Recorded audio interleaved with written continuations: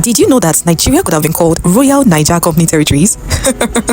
I swear, I am not joking.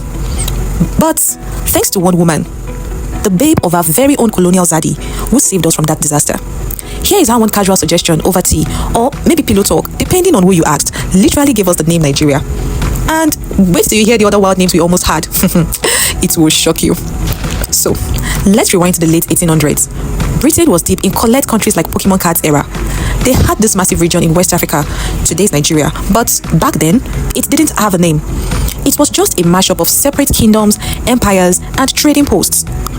We had the Sokoto Caliphate up north, the Oyo Empire, Benin Kingdom, Igbo communities, and hundreds of others all vibing and just doing their own thing.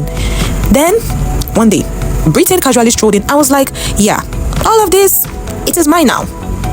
By 1900, they merged everything into one massive administrative block. But there was one problem. No one had a cool, simple name for the area, and apparently, the British were too tired collecting other people's land to brainstorm. Enter Lady Flora Shaw, journalist, writer, and the woman who would accidentally name a whole country while drinking tea. At the time, she was dating Lord Lugard, the British Governor General. Yes, our colonial zaddy. One day, Flora wrote an article for the Times in London suggesting a name for Britain's new West African colony.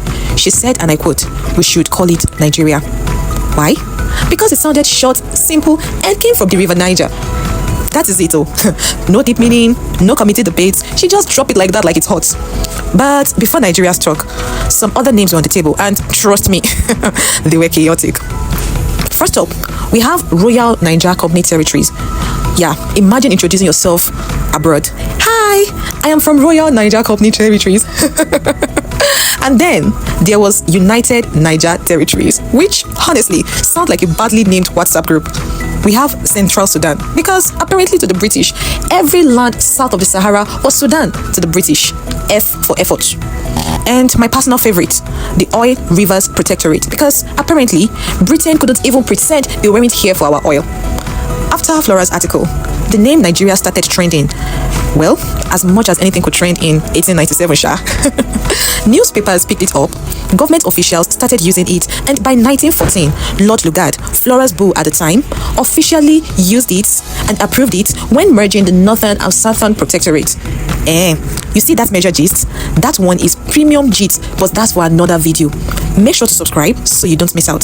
So yeah, Nigeria got its name in the laziest, most British way possible, but somehow it stuck, and honestly, it kind of slaps.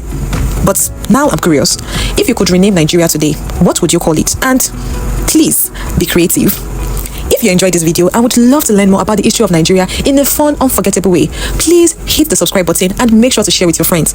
New history gist drops in. Bye!